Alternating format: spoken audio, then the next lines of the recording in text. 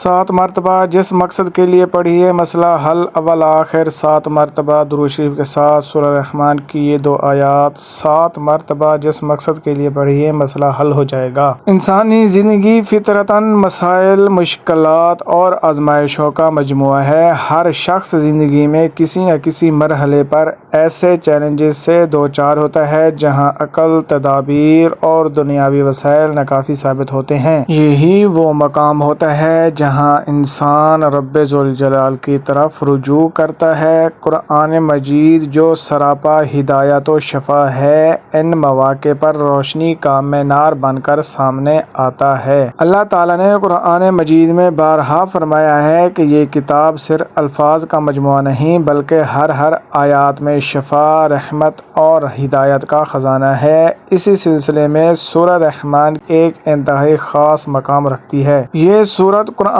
مجید کی ایک ایسی عظیم سورہ ہے جس میں اللہ تعالیٰ کی نعمتوں کا بار بار تذکرہ آتا ہے اور ہر تذکرے کے بعد ایک ہی آیات کا اعادہ ہوتا ہے۔ فَبِأَيِّ آلَاءِ رَبِّكُمَا تُكَذِّبَانِ یہ آیات در حقیقت انسان کے دل و دماغ کو جھنجھوڑتی ہے کہ وہ غور کرے، شکر ادا کرے اور اللہ تعالیٰ کی رحمتوں کو پہچانے۔ اسی سورت کی 2 خاص آیات ایسی ہیں جنہیں اگر 7 مرتبہ کسی خاص مقصد کے لیے پڑھا جائے اول و آخر 7 مرتبہ درود پاک کے ساتھ تو اللہ تعالیٰ کے فضل سے وہ مسئلہ حل ہو جاتا ہے۔ ان آیات کی روحانی تاثیر، ان کا مفہوم اور اس وظیفے کا اثر ایک ایسا موضوع ہے جس پر روشنی ڈالنا وقت کی اہم ضرورت ہے۔ آج کے دور میں لوگ نفسیاتی، روحانی، معاشی اور خاندانی مسائل میں الجھے ہوئے ہیں۔ ایسے میں اگر انہیں قرآن پاک سے جڑنے کا راستہ دکھایا جائے تو نہ صرف ان کے مسائل حل ہو سکتے ہیں بلکہ وہ روحانی سکون اور اللہ تعالیٰ سے تعلق کی مٹھاس بھی محسوس کر سکتے ہیں۔ قرآنی وظائف کا دائرہ بہت وسیع ہے لیکن بات جب مخصوص آیات کی ہو جن کا ذکر احادیث میں بھی آیا ہو یا جنہیں اولیاء کرام نے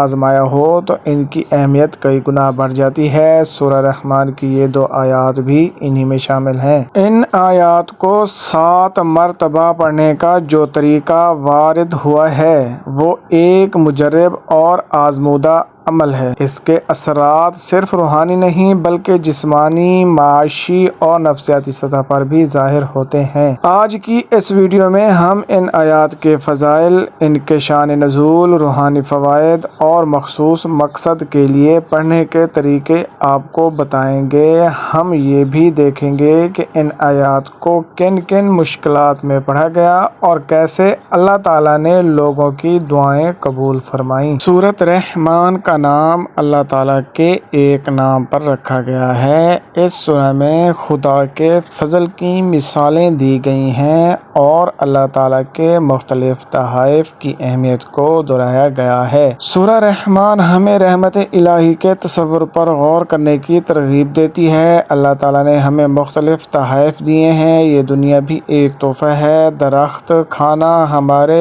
ارد گرد کا ماحول، ہوا، پانی، صحت مند جسم اور دماغ، خاندان، دوست، سب کچھ ایک تحفہ ہے۔ ہم اس سب کو قدر کی نگاہ سے نہیں دیکھتے لیکن اس آخر میں اس طرح کے ہر تحفے کی اہمیت ہوتی ہے۔ سورہ رحمان ہمیں یاد رکھنے میں مدد کرتی ہے کہ اس طرح کے تمام خدائی احسانات ایسی چیزیں نہیں ہیں جن سے ہمیں غفلت برتنی چاہیے۔ یہ آیات دہرانے سے کہ یہ تمہارے رب کی نعمتیں ہیں جنہیں تم جھٹلاتے ہو، یہ سورت ہمیں بتاتی ہے کہ ہم اپنے رب کی کسی نعمت کا انکار نہ کریں۔ اس وقت کے مطابق کافر مسلسل اور مکروہ طور پر حق کا انکار کر رہے تھے اور مسلمانوں پر کھلے عام تشدد کر رہے تھے۔ تم اپنے رب کی کون کون سی نعمت کو جھٹلاؤ گے؟ در حقیقت جھٹلانے والوں کے لیے ایک مستقل نصیحت تھی۔ جو غرور اور ناشکری میں اندھے تھے اور مسلمانوں پر بغیر کسی اشتعال کے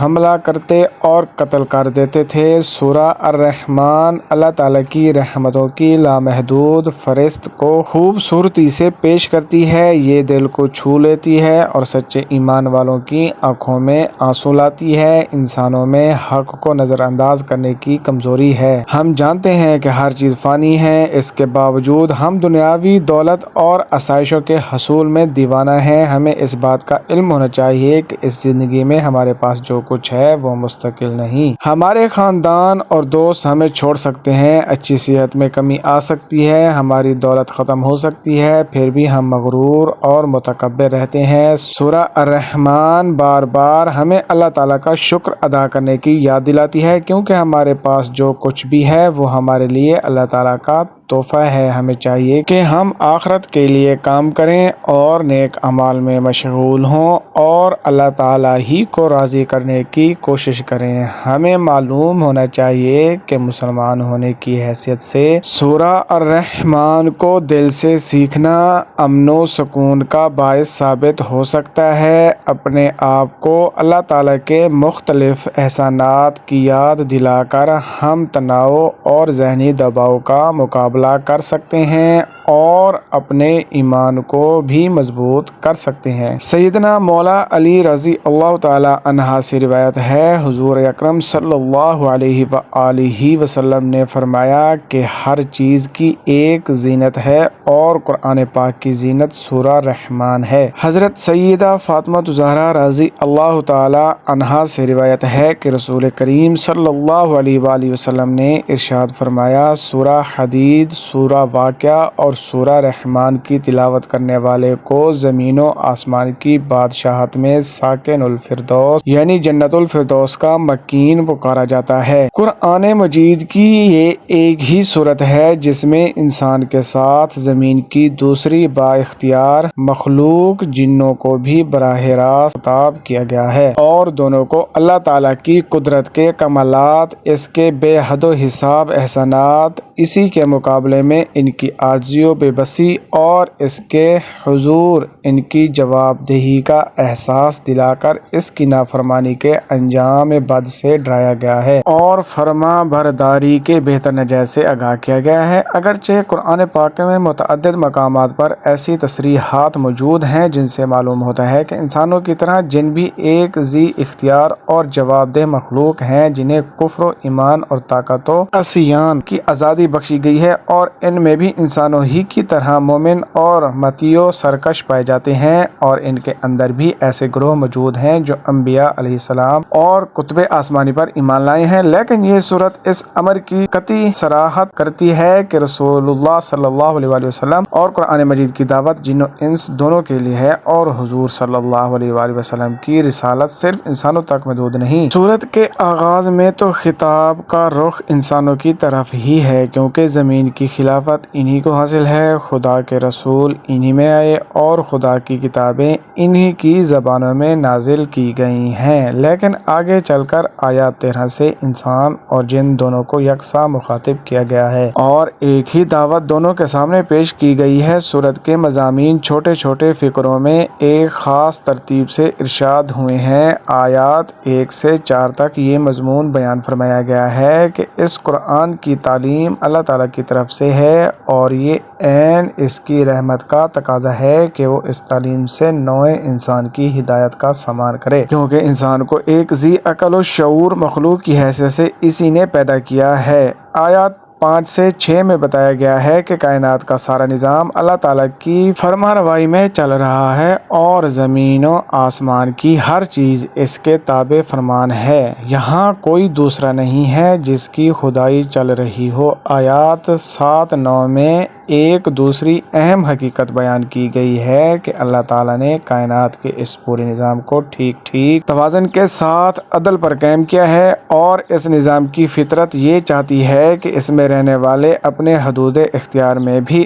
عدل ہی پر قائم ہوں اور توازن نہ بگاڑیں۔ آیات 10 سے 25 تک اللہ تعالیٰ کی قدرت کے عجائب و کمالات بیان کرنے کے ساتھ ساتھ اس کی ان نعمتوں کی طرف اشارے کیے گئے ہیں جن سے انسان اور جن متمتع ہو رہے ہیں۔ آیات 26 سے 30 تک انسان اور جن دونوں کو یہ حقیقت یاد دلائی گئی ہے کہ اس کائنات میں ایک خدا کے سوا کوئی غیر فانی اور لازوال نہیں، اور چھوٹے سے بڑے تک کوئی موجود ایسا نہیں جو اپنے وجود اور ضروریات وجود کے لیے خدا کا محتاج نہ ہو۔ زمین سے لے کر آسمانوں تک شب و روز جو کچھ ہو رہا ہے اسی کی کار فرمائی سے ہو رہا ہے۔ آیات 31 سے 36 تک ان دونوں گروہوں کو خبردار کیا گیا ہے کہ عنقریب وہ وقت آنے والا ہے جب تم سے باز پرس کی جائے گی، اس باز پر سے بچ کر تم کہیں نہیں جا سکتے، خدا کی خدائی تمہیں ہر طرف سے گھیرے ہوئے ہے، اس سے نکل کر بھاگ جانا تمہارے بس میں نہیں ہے۔ اگر تم اس گھمنڈ میں مبتلا ہو کہ اس سے بھاگ سکتے ہو تو بھاگ کر دیکھو۔ آیات 37-38 میں بتایا گیا ہے کہ یہ باز پرس قیامت کے روز ہونے والی ہے۔ آیات 39 سے 45 تک ان مجرم انسانوں اور جنوں کا انجام بتایا گیا ہے جو دنیا میں اللہ تعالیٰ کی نافرمانی کرتے رہے ہیں، اور آیات 46 سے آخر سورت تک تفصیل کے ساتھ وہ انعامات بیان کیے گئے ہیں جو آخرت میں ان نیک انسانوں اور جنوں کو عطا کیے جائیں گے جنہوں نے دنیا میں خدا ترسی کی زندگی بسر کی ہے اور یہ سمجھتے ہوئے کام کیا ہے کہ ہمیں ایک روز اپنے رب کے سامنے پیش ہو کر اپنے اعمال کا حساب دینا ہے۔ یہ پوری تقریر خطابت کی زبان میں ہے، ایک پرجوش اور نہایت بلیغ خطبہ ہے جس کے دوران میں اللہ تعالیٰ کی قدرت کے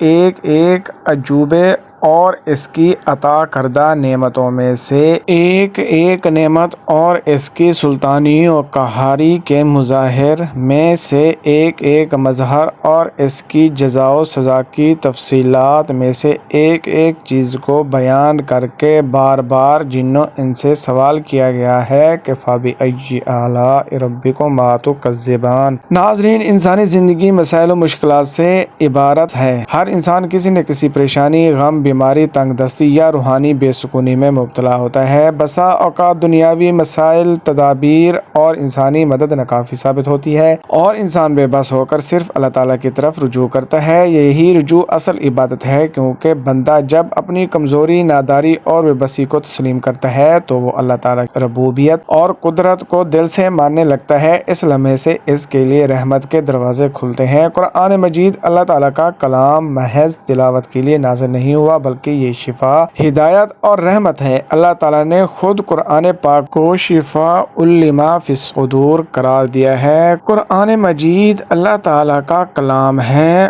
اور اس میں اللہ تعالیٰ نے فرمایا وَنُنَزِّلُ مِنَ الْقُرْآنِ مَا هُوَ شِفَاءٌ وَرَحْمَةٌ لِّلْمُؤْمِنِينَ۔ ترجمہ: اور ہم قرآن میں وہ کچھ نازل کرتے ہیں جو ایمان والوں کے لیے شفا اور رحمت ہے۔ فقہی نقطہ نظر سے تمام ائمہ نے اس بات کو تسلیم کیا ہے کہ قرآن مجید کی آیات کو بطور شفا اور وظیفہ پڑھنا جائز ہے، بشرطے کہ نیت خالص ہو اور طریقہ خلاف شریعت نہ ہو۔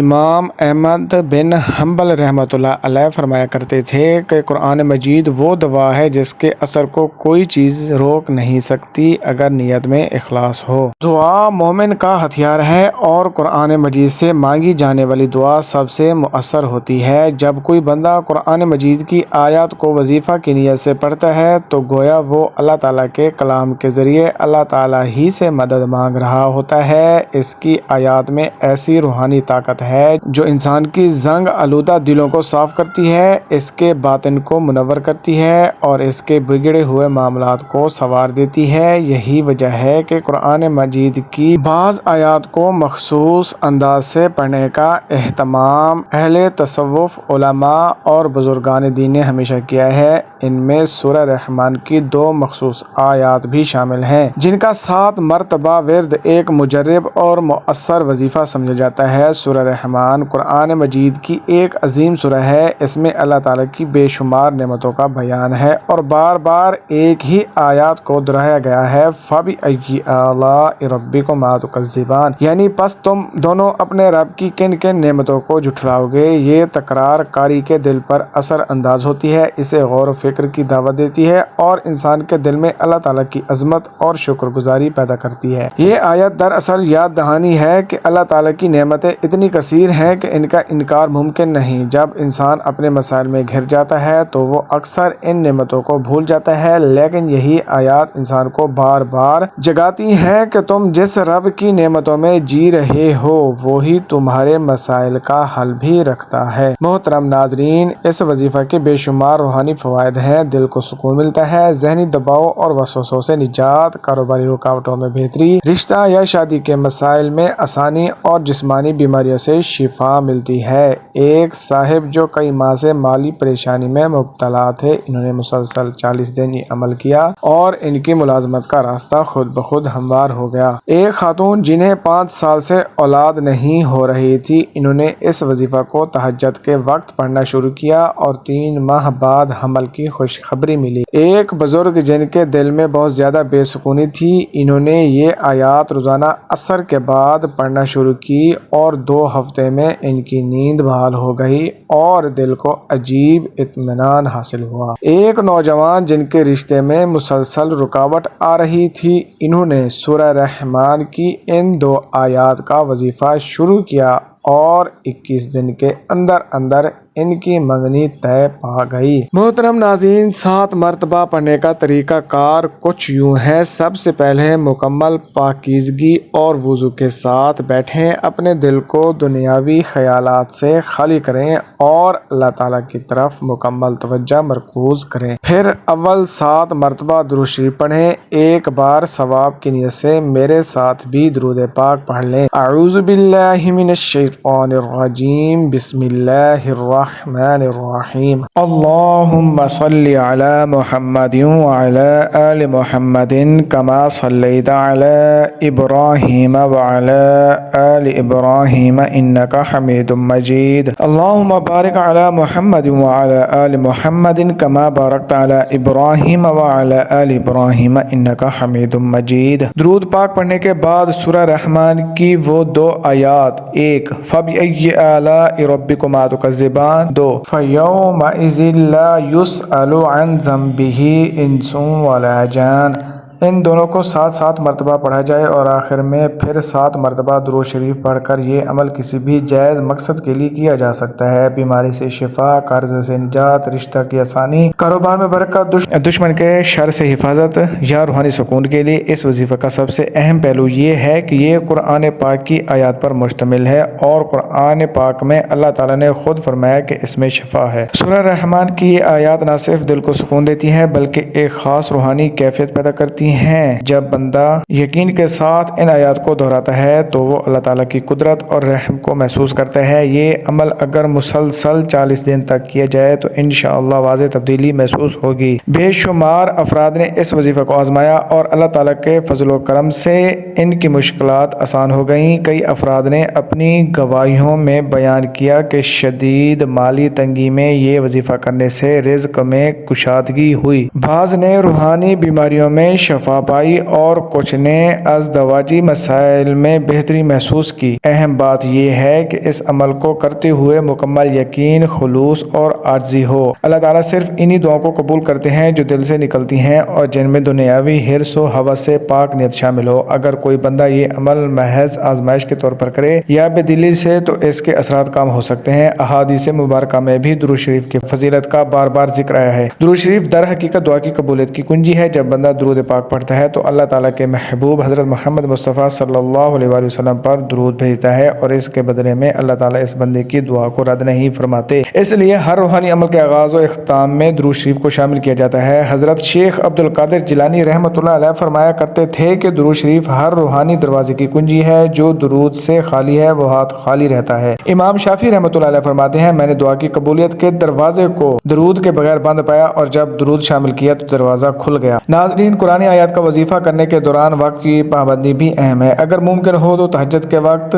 یا فجر کی نماز کے بعد کا وقت بہترین ہوتا ہے۔ اس وقت دل زیادہ صاف اور ماحول پرسکون ہوتا ہے۔ جمعہ رات یا جمعہ کی رات بھی روحانی اعمال کے لیے موضوع سمجھی جاتی ہے۔ قرآن سے جڑنے کا سب سے خوبصورت پہلو یہ ہے کہ بندہ اپنے رب سے براہ راست گفتگو کرتا ہے۔ جب وہ قرآن پاک کی آیات کو دل سے پڑھتا ہے تو گویا وہ اللہ تعالیٰ سے مدد مانگ رہا ہوتا ہے۔ یہی تعلق بندے کو مضبوط بناتا ہے، اس کی روح کو طاقت دیتا ہے اور دنیاوی مسائل کے سامنے اسے جھکنے نہیں دیتا۔ لہٰذا اگر آپ کسی بھی مسئلے میں مبتلا ہیں اور ہر در بند نظر آ رہا ہے تو اللہ کے در پر آئیں، قرآن سے رجوع کریں۔ سورہ رحمان کی ان 2 آیات کو 7 مرتبہ پڑھیں، اول و آخر درود شریف کے ساتھ، اور مکمل یقین و اعتماد کے ساتھ اپنے رب سے دعا مانگیں۔ انشاءاللہ آپ کا مسئلہ ضرور حل ہوگا، کیونکہ قرآن مجید کبھی ناکام نہیں ہوتا اور اللہ تعالیٰ کبھی اپنے بندے کو خالی ہاتھ نہیں لوٹاتے۔ میری اللہ تعالیٰ سے دعا ہے کہ اللہ تعالیٰ میرا سنانا اور آپ کا سننا اپنی پاک بارگاہ الہی میں قبول و منظور فرمائیں۔ جو مانگا مقدر فرمائیں، جو نہیں مانگ سکے بن مانگے عطا فرمائیں۔ اللہ تعالیٰ نیکی کی بات کو سننے، سمجھنے اور اس پر عمل کرنے کی توفیق طاقت عطا فرمائیں، آمین۔ ناظرین، اگر آپ کو آج کی ویڈیو اچھی لگی ہے تو ویڈیو کو لائک اور شیئر اور میرے چینل کو سبسکرائب لازمی کرنا، اور آپ سے گزارش ہے کہ اللہ تعالیٰ کے 99 ناموں میں سے کوئی ایک نام لے کر کمنٹ سیکشن میں ضرور شیئر کرنا۔ اللہ تعالیٰ ہم سب کے حامی ناصر ہو، آمین۔ جزاک اللہ۔